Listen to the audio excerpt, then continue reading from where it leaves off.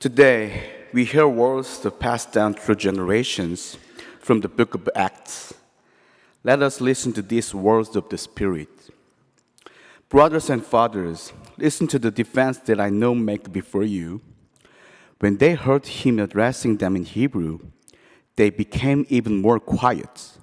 Then he said, I am a Jew, born in Tarsus in Sicilia, but brought up in this city at the feet of Gamaliel, educated strictly according to our ancestral law. Being zealous for God, just as all of you are today.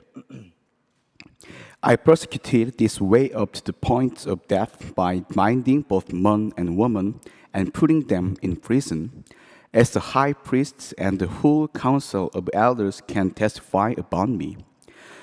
From them, I also received letters to the brothers in Damascus, and I went there in order to bind those who were there and bring them back to Jerusalem for punishment.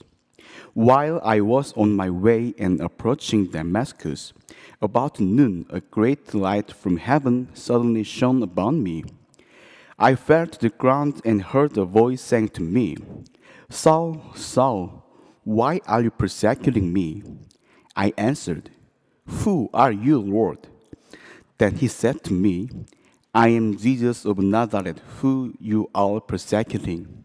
Now, those who were with me saw the light but did not hear the voice of the one who was speaking to me. I asked, What am I to the Lord? The Lord said to me, Get up and go to Damascus. There you will be told everything that has been assigned to you to do. Hear what the Spirit is saying.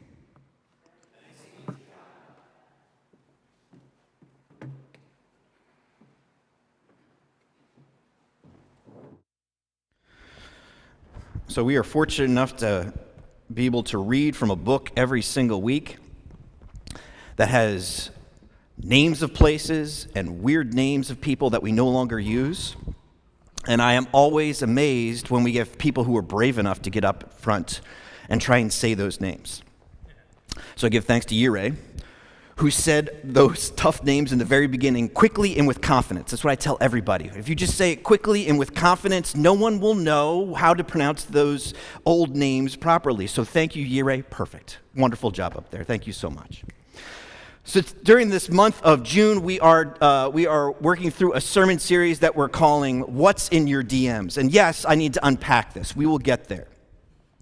We're specifically talking about the life and ministry of Paul, one of the more prolific writers within the Bible. He was an early theologian. He was an early preacher. He was an early church starter within this new movement within the Jewish communities that was called the way of understanding how to live like Jesus. So let's start unpacking some things. Number one, what is a DM? DM is an abbreviation for, you have your D, you have your M, it means direct message. Direct messages are things that you would find on certain social media platforms. It's a message sent to you from somebody else. Think text messages, okay? Think a message that has been sent to you directly. So that's what a DM is. And we're using this idea of direct messages, DMs, because the way in which Paul communicated with people was by a letter. It was a letter that he sent to a community within a city that were fledgling, these churches that were just starting up. So it was a direct message to these churches. You got it? Okay? You following along? These letters were direct messages to churches. But here's the thing. We don't know exactly what the message was to Paul. We only have one side of what's going on within this conversation. So it's Paul's response to all of these messages that have been sent to him by these individual communities. So over the course of these next couple of weeks, we're going to be talking about, we're also going to be using titles for our sermons of things that you would find in direct messages today. So today's sermon is called New Phone, Who Dis? New phone, who dis?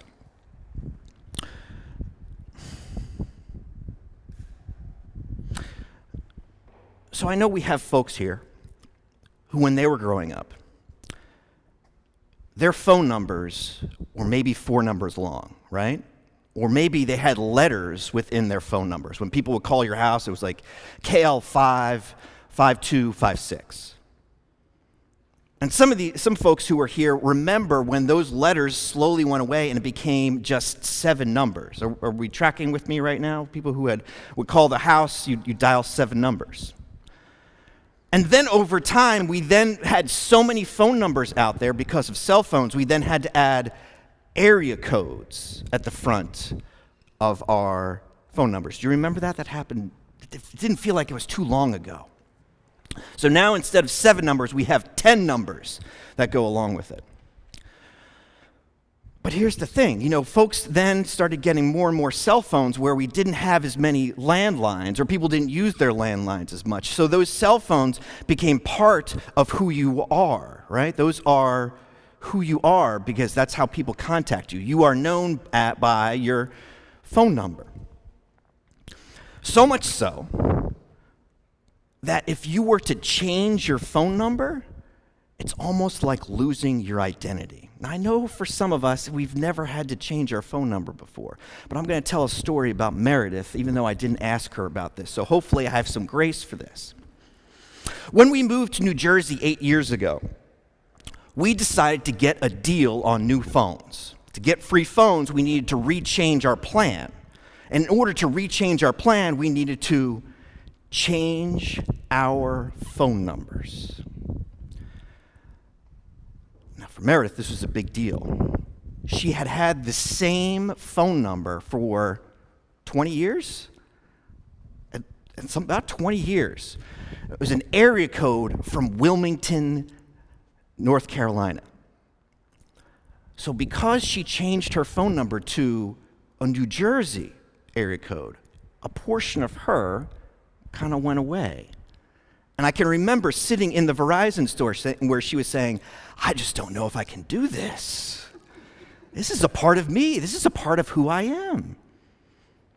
Now, Marcel, if you find yourself getting a good deal in Iowa on a cell phone, by all means, get a new cell phone and change your phone number.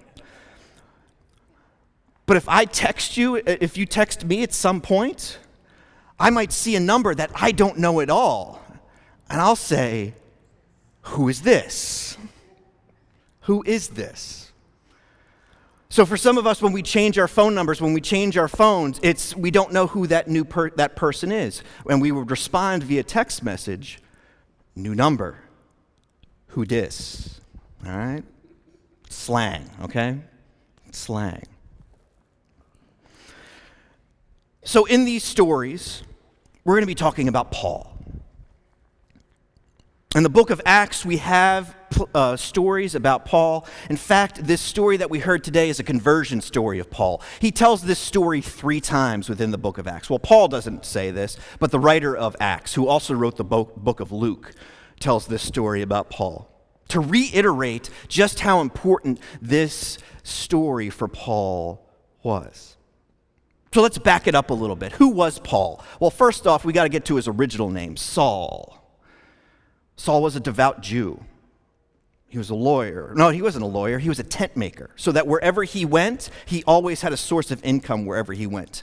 He could work with fine leathers as well as tents to build things out. So if he moved from town to town or city to city, he could always set up shop, repair something, and have a source of income. But Paul also heard about this new Jesus movement that was going on. He heard about Jesus, he heard about the things that he did, but because he was a devout Jew, he didn't believe that this is how this Jewish society should focus their efforts. He didn't believe that Jesus was the Messiah, and he thought that people who were teaching about Jesus should be thrown in jail. So wherever he went, he would find where the people within this Jewish movement were, and he'd call them out. He'd tell them what they were doing that was wrong, and he tattled on them. He told the Pharisees and the Sadducees, the people in the temple, that these people were doing these things that were directly against the law that was in the time. And many of those people were rounded up and arrested. Saul was looked down on by the people who are part of this Jewish movement, a part of the way.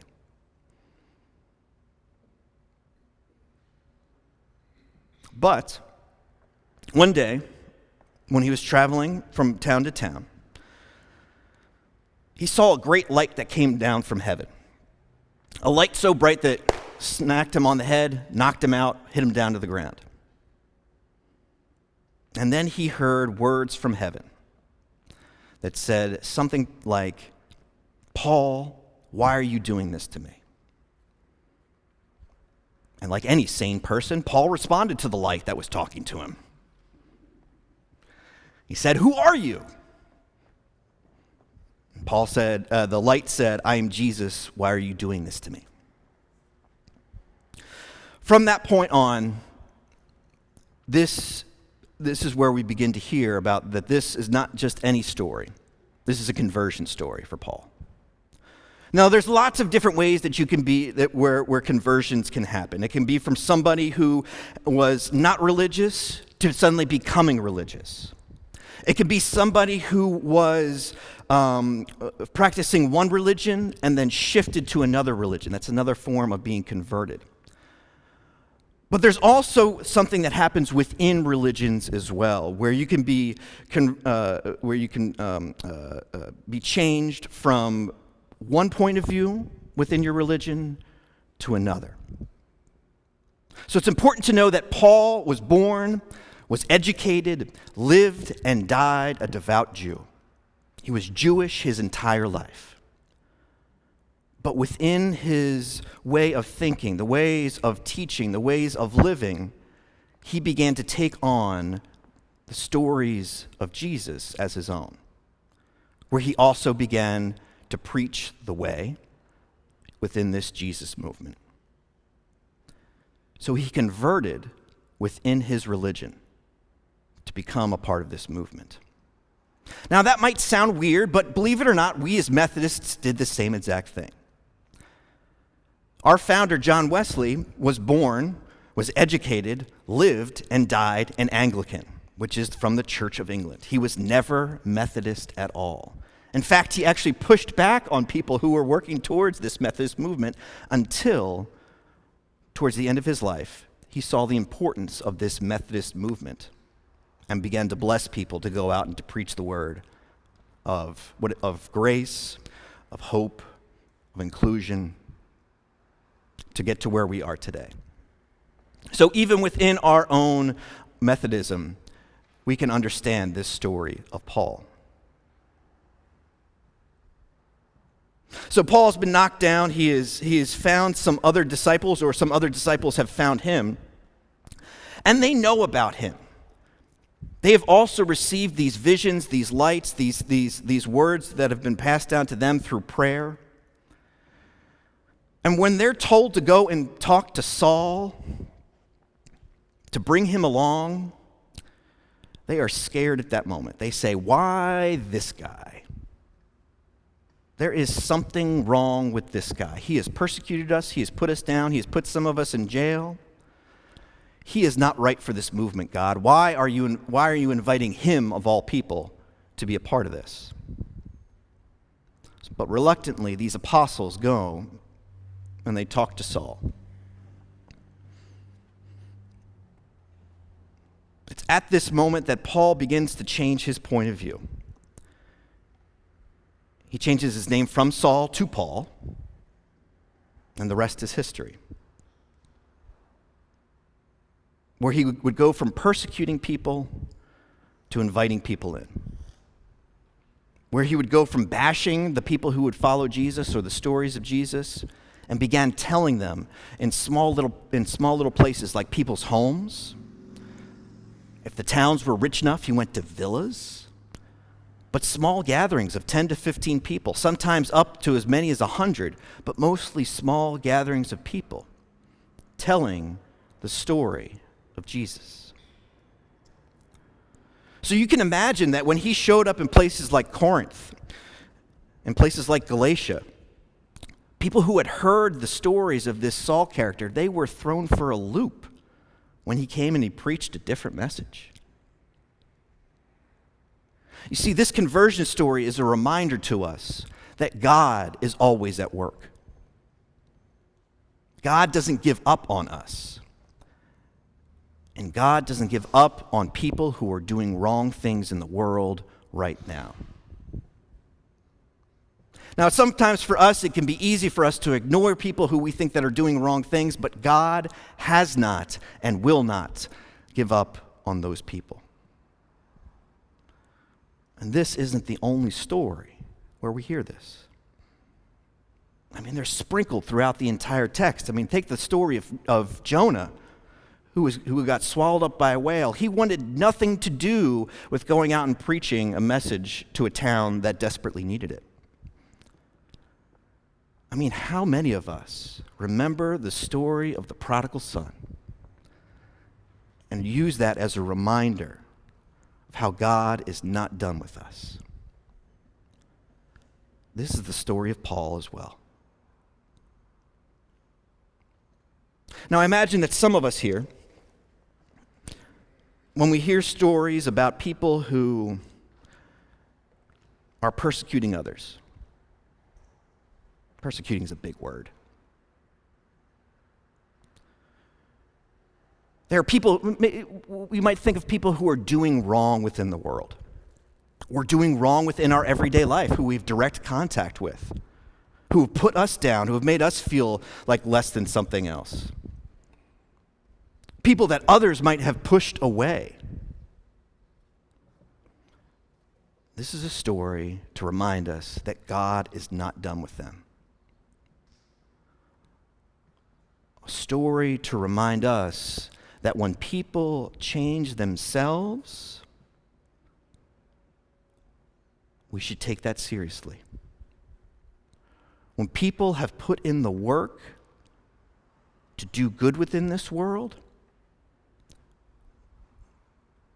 we should offer them the same grace that God has given to us. This is also a reminder to us that when we fall short, God doesn't give up on us either. God continues to see the good within all people and invite them to be a part of something bigger. Now, if you're special enough to be knocked from your feet and onto the ground by a bright light one day, please tell me about that. I'd love to hear that story, number one.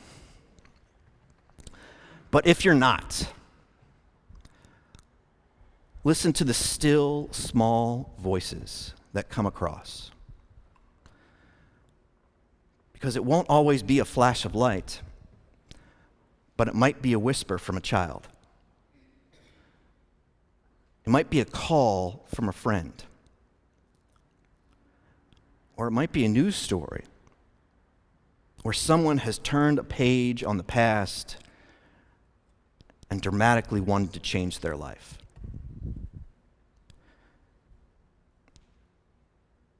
You see, for a lot of people within Paul's orbit, they had no idea what had just happened. But Paul had taken on a new identity as a convert, as an evangelist, as someone who spoke openly about their faults and wanted to change them to make the world a better place. So this week, friends, I encourage you to know that God has not given up on you, nor will God ever give up on you. God will also not give up on the people who are in your orbit who have done you wrong, because God knows that there is good within them somewhere. And God also knows that as we look out past our orbit into the greater world, God has not given up on people who do wrong within this world either. But sometimes we just need to listen a little bit harder to see these amazing experiences, not with guilty eyes, but with fresh eyes, to remind us that we are not forgotten. And that sometimes when new numbers come across our phone, sure, it might be spam. Sure, you might want to report it. But there are other times that it's just a friend who you've lost contact with who wants to make amends. Amen.